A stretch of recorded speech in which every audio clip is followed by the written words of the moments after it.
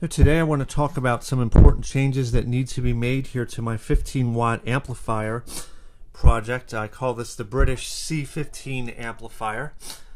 And I've been taking a look around this amplifier for the past couple weeks and playing through it.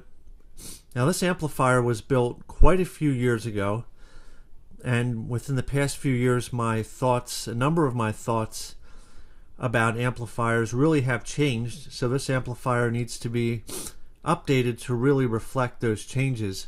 The changes specifically in just component choices and wiring choices and that sort of thing. So today we're going to shoot a video of a before video, and then we're going to make some significant changes to this amplifier, and then there'll be an after video. For this video I'm just going to explain the changes that I'm going to be making. And then for the second video will actually be a demo of the amplifier in action. So let's take a look and see what's going on here. First of all, we have a Mullard made in the UK EF86 tube. This doesn't change. We have an old school, I think this is some sort of what is that thing?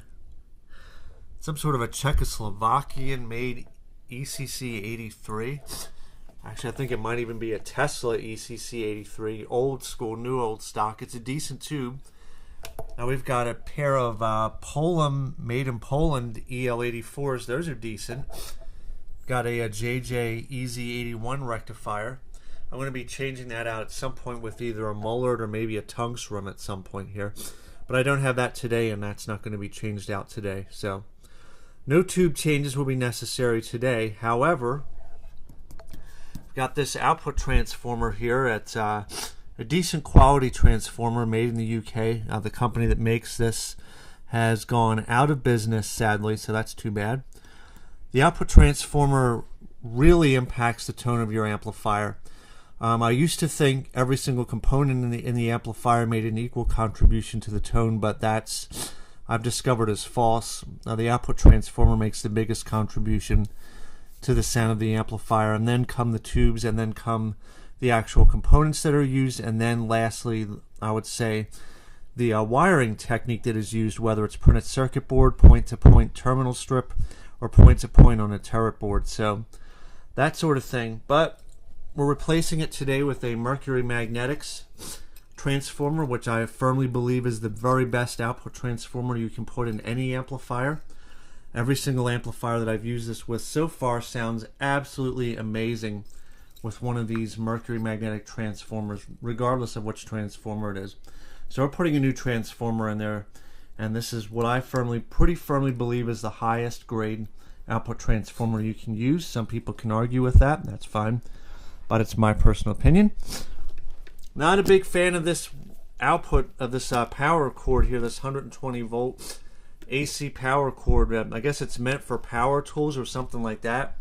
It's a pretty heavy gauge cord, and I just don't particularly care for it. So from Vintage Wire and Supply, I'm putting this cord in. So it'll be a nice, cool, old school braided power cord, and we'll hook this plug up to the end of that. What else do we have to do to this thing? Another big problem here is the power switches. Both the standby and the regular power switch have to be replaced. If you listen to this, this is a 3-position switch. Middle is off, and then you have on, off, on, bad. This doesn't work for a guitar amplifier. You don't do that. So I'm instead replacing it with appropriate CSW switches here, and all you have is on, off, which is exactly what you need to have for a tube amplifier. You don't want this 3-position deal. Bad, bad, bad. No go. No go. And if we flip the amplifier over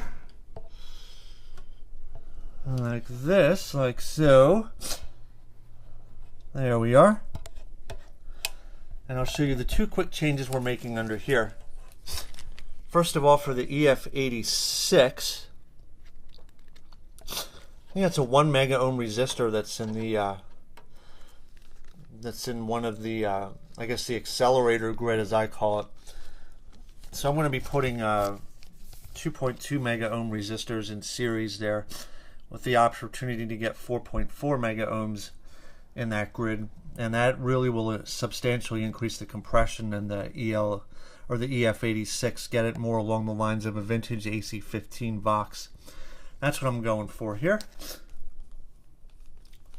And the very last thing to see here is this bias resistor here. It's a Zycon 10 watt 180 ohm resistor. A Vox uses 130 ohms. So I'm actually going to go with an arc hole 150 ohm 15 watt wire wound resistor. It's 15 watts, so it'll run cooler than a 10 watt. And it's 150 ohms, not 180 ohms. So that means we're going to get hotter bias, and we're going to get more headroom out of the power amplifier and get it closer to what you would have with the Vox AC15. The Vox AC15, using its 130 ohm, I think runs the EL84s pretty hot. Some EL84s might not like that, so I'm going with 150 ohms to make it more likely that I can put whatever EL84 I want in there without the threat of overheating it and red plating it. So that's very, very important. You don't want to red plate those tubes, but at the same time they do need to run hot to get the tone to be appropriate with an EL84. So I'm going to lower the resistance of that bias resistor from 180 ohms to 150 with these arc hole resistors. They're 15 watts, so they should run cooler than the 10 watt that's already in there. So once we make all these changes, there will be a demo of everything, and we'll see how this whole entire project turns out. It's going to take several hours to complete because this is a lot of meticulous hand wiring work that really needs to be done right the first time.